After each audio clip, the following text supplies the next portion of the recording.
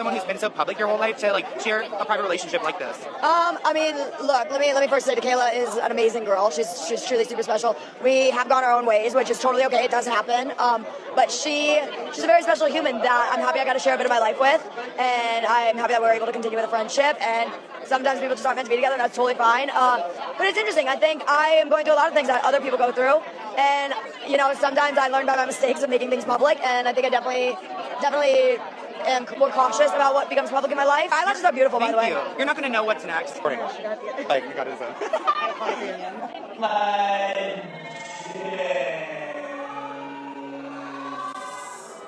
All right, let's get into it. Gypsy, why don't you get a drug test or something? Because you ain't been acting right. I shouldn't have said that. I take that back. All the way back. Maybe. But something ain't right with you. Something ain't right with you. The world of public relationships is a messy, messy place. And right now, no one is embodying that chaos more than Gypsy Rose Blanchard. We have to talk about the shocking love triangle that's unfolding right under her current boyfriend Ken's nose. Because while she's supposedly building a life and a family with Ken, she's been caught in a seriously sneaky back and forth with her ex-husband Ryan. We're talking messages. We're talking pictures of their infant daughter, Aurora, sent without Ken's knowledge or consent. It's a level of mess I just can't look away from. Yeah, we're living together. No, I'm not wearing a ring. You should talk to Ken about that. Tell him. What? Nothing. And at the exact same time, in a completely different corner of the celebrity universe, we have JoJo Siwa, who is expediting her relationship with Chris Hughes at a speed that honestly gives me whiplash. They've been together less than a year, and they're already talking marriage, picking out rings, the whole 9 yards. This is the same JoJo who has publicly cycled through relationships and has been known to change her mind at the last minute. And went ring shopping. The last scene was the cliffhanger, and the producers knew that he wanted to go ring shopping. Oh, this is so hard to talk about. The producers were asking me. So hard to talk about. What do you mean? So what is happening here? Is this true love, or is it a scandal waiting to happen? So let's start with Gypsy, because the layers here are just, wow. Gypsy has been off probation since June. She's a free woman. So why is she still playing these games?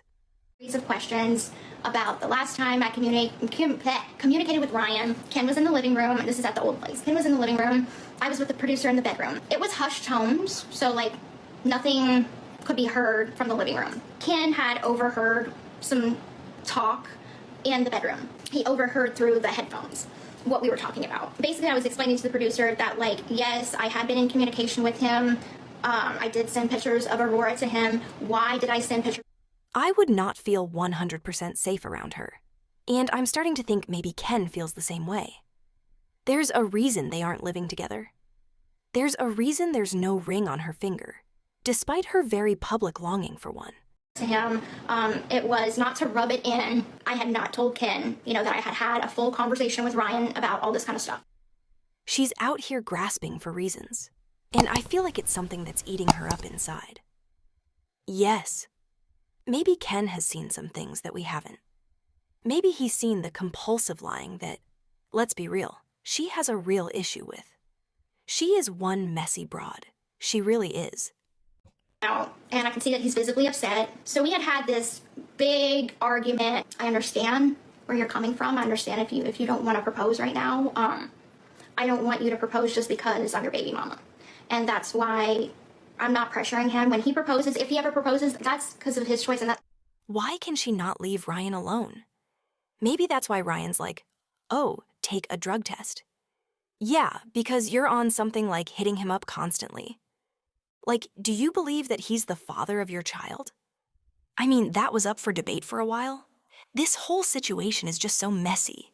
She's on this online tirade, deleting accounts, doing awareness, then creating artwork that's, and no shade, Gypsy, I never want to discourage an artist, but please keep working on it.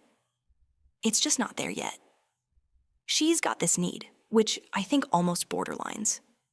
And I'm not a doctor over here, but like narcissism, or what you guys tell me in the comments below, where she has to be right and has to prove people wrong. And she's got some pretty intense, like, I don't want to say haters, but people who are trying to hold her accountable. And here's a stream I wanted to include where Gypsy is on the defense, talking about like how she has served her time, that she's upset about what had happened, but she served her time. And the guy, Nicholas, the one who actually did the stabbing, which we're not going to put any crime scene photos in here, but if you've seen those, oh, it's like nightmares at night. Nicholas is still behind bars and will remain there. And I think that's something that people get upset about, because he's still locked up. But she's not, even though they both like went in on the crime together. A couple weeks ago, Gypsy was on a live stream where a person confronted her in the comments. Again, we're talking about the defensiveness here. I guess in one moment she was clipped, saying that she had $50 in her bank account, and that's something she says is not true currently. She wanted to set the record straight. This person says 6 months isn't that long ago, which I agree. I mean, with like rent, mortgage, the bills every month. It's like everything, those are expensive. Taxes, California, taxes, like, I know people may just say that over and over again. No, it is. It hits. So different. Somebody quoted her. "Oh no, honey, I'm not broke.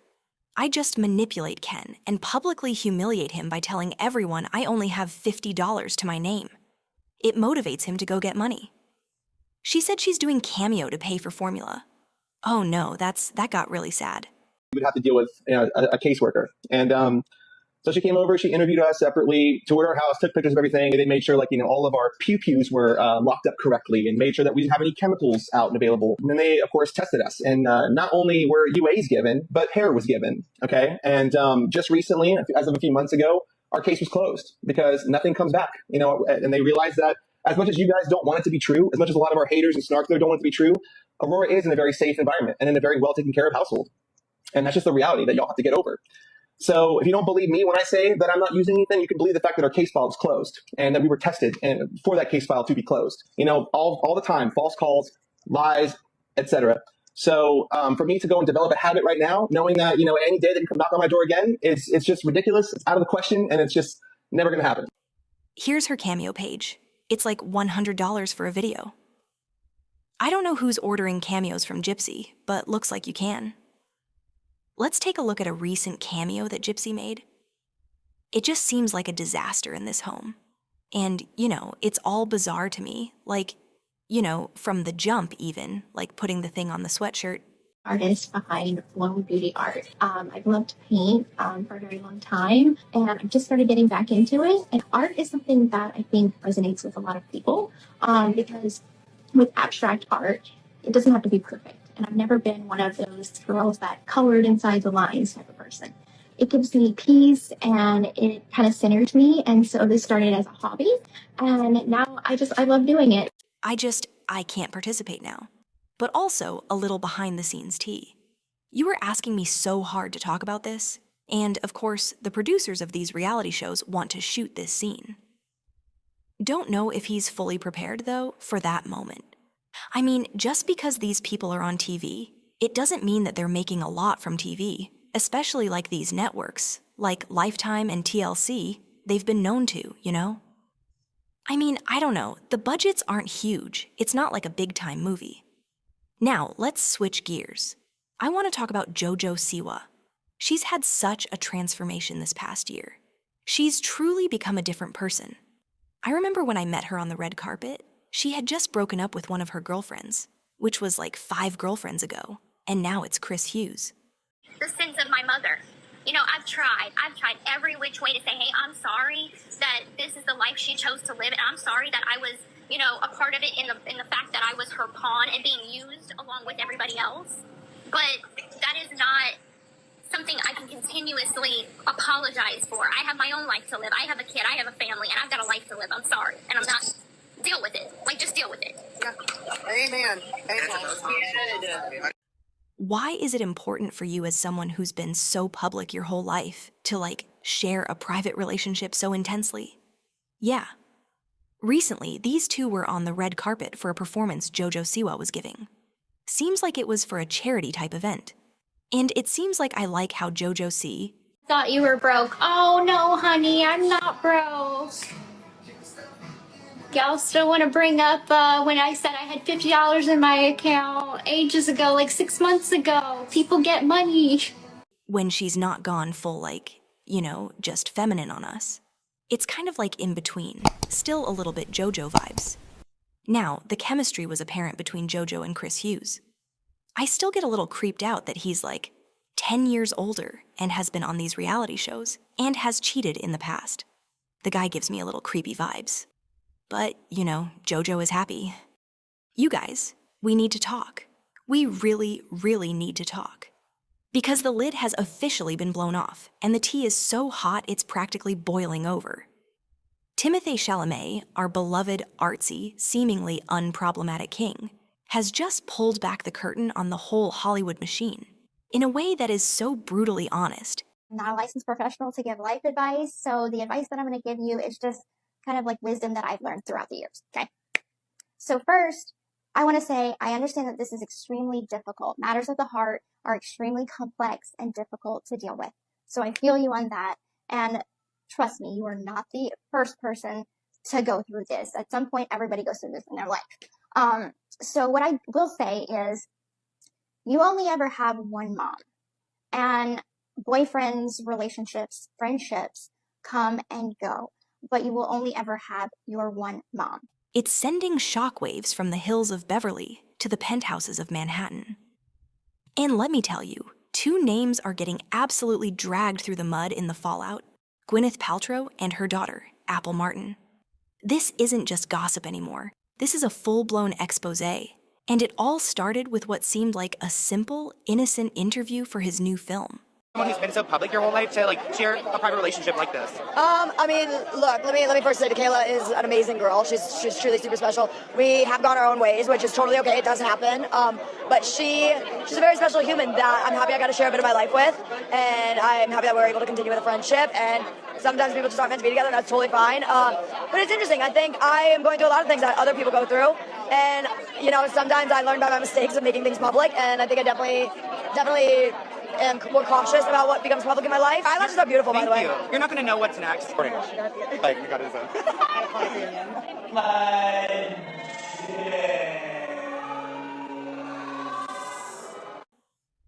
Timothée was sitting down with one of those serious film journals, the ones, where they talk about method acting and the auteur's vision, and the conversation somehow drifted to the challenges young actors face. And Timothée, he just got this look on his face, this really weary, kind of defeated look. And he said something that changed everything. He said, and I'm paraphrasing, but this is the essence. Literally was like, oh yeah, by the way, you two belong together. You'll figure it out eventually. And I think that's, obviously we've both been in relationships prior, but I think that's why this feels easy, because it's very right, you know what I mean? And we have fun, we keep it light. Yeah, we do keep it light. He said something to me once. You might not like that I talk about this, but you'll be okay. Say it. But he said to me once, he said, babe. Can we, this impression, you've got to go with it. I've never sounded like this, but we'll roll with it. No, it was lovely, and I think this is advice that a lot of men could take, or women, and give to their partners. Do it, Max, and then. Oh, of course. Yeah. He said, babe, we're not arguing, because what's going to happen is we're gonna be fine, and we're going to come to a conclusion, but we're not going to argue to begin with, because we're just going to waste our time. And so, do you remember that? Yeah, I think once you've argued for... He said that the hardest part isn't the long hours or the press tours. It's showing up to set every day and giving your entire soul to a character, only to watch roles get handed to people who haven't earned them, who treat the craft like a hobby, a fun little side project while they're waiting for their next trust fund check to clear. He talked about the sheer entitlement that suffocates real creativity, how it demoralizes everyone from the makeup artists to the directors, because they know they're working with someone who doesn't have the drive, the raw talent, or the respect for the process. He never said the words Nepo baby, but he didn't have to. The entire internet connected the dots in about 5 seconds flat. And the first place everyone went? Straight to the Martin Paltrow household. Because if that description doesn't scream Apple Martin and her entire career rollout, I don't know what does. This is the moment we've all been waiting for. The validation of every side eye, every critical comment, every time we wondered how someone with such ordinary talent gets such an extraordinary platform. It's all right there in Timothy's quiet, dignified fury. And the timing could not be more deliciously awkward, because this interview dropped just days after Gwyneth Paltrow gave her own tell-all interview to a major magazine, gushing, and I mean gushing, about how Apple is the next big thing, how she's a true artist, a musician who is going to redefine the industry. When you've had arguments in the past, it's easier just to avoid them, isn't it? So Yeah, and he literally said, we're going to stop every argument before we start the argument. Stop. We're going to stop every argument. She tried at Accents Gateway. It gets worse by the week, but we keep rolling, don't we? Yeah, he loves me anyway. She talked about how she and Chris Martin have always nurtured Apple's creative spirit, how they've given her the space to find her voice. And it all sounded so beautiful and empowering, until you remember that first live performance we all saw. The one that sounded more like a late-night karaoke session, after one too many drinks than a professional debut. And now, with Timothy's words ringing in our ears, Gwyneth's proud mom bragging just sounds desperate. It sounds like the most expensive, most well-connected participation trophy in the history of the world. And the fans? Oh, the fans are not having it. The Coldplay stans, who worship Chris Martin, they are heartbroken. They're flooding social media, saying this is embarrassing for him, that he should step in and protect his legacy from being tarnished by this blatant nepotism play. They're saying Apple is riding on the coattails of a genius, and the fabric is starting to fray. And then, to make it all 1,000 times worse, the blind items started flooding in. And these aren't the vague, could-be-anyone blinds from before. These are specific, pointed, and they paint a picture of a behind-the-scenes reality that is so much darker than we ever imagined. One of them, from a very reputable source, asked, which A-list actress, known for her lifestyle brand, literally strong-armed a prestigious music festival into giving her untalented daughter a prime performance slot by threatening to pull her rock star ex-husband's headlining act? I mean, come on. You don't have to be a detective to figure that one out. It reeks of Gwyneth using her influence, and Chris's legacy, to force Apple into a spotlight she simply hasn't earned. And what does that do? It pushes out a truly independent, struggling artist who spent years grinding in dive bars and recording studios, who would have killed for that opportunity. That's the real cost of this nepotism. It's not just that we have to watch mediocre performances. It's that genuinely talented voices are being silenced, their spots stolen by someone whose only qualification is their famous last name. And Timothée Chalamet, whether he meant to or not, just became the spokesperson for every single one of those silenced artists. But it doesn't stop there, because the other blind items are taking us back to the whole mean girl narrative, but with a new, terrifying twist. Another one asked, why did the powerful Hollywood couple quietly pay for a former classmate's entire Ivy League education and secure a lucrative job for her father at a major tech firm? Boyfriend, and I want him to watch my show. If he turns around to take another selfie, I'm going to have to restart. Don't do that. Deal? You can take a picture from afar. You can video him watching. But let the guy watch, please. Please. Promise? Love you. Babe, thank you for always being kind to everybody, but come on, I want to be a little selfish here. Let me have my little moment. Could it have anything to do with a non-disclosure agreement surrounding a certain bullying incident that nearly ended in tragedy? So we were like, oh, what are we going to wear? And we were like, oh, let's just print out a picture and like stick it on our clothes and it'll be funny. And like JoJo has a good sense of humor, so she'll laugh as well. So we just googled funny JoJo Siwa picture and then screenshotted the first thing that came up. We didn't look at what it was from or anything like that. And then we got in and we were there for like 45 minutes and JoJo was like, what's everyone wearing? And we were like, oh, this is our opportunity to make her laugh. So we like held up what it was and she was like, can you hand it over? So we did. And we were like, oh my goodness, she's gonna like laugh and find it really funny. And she didn't find it funny.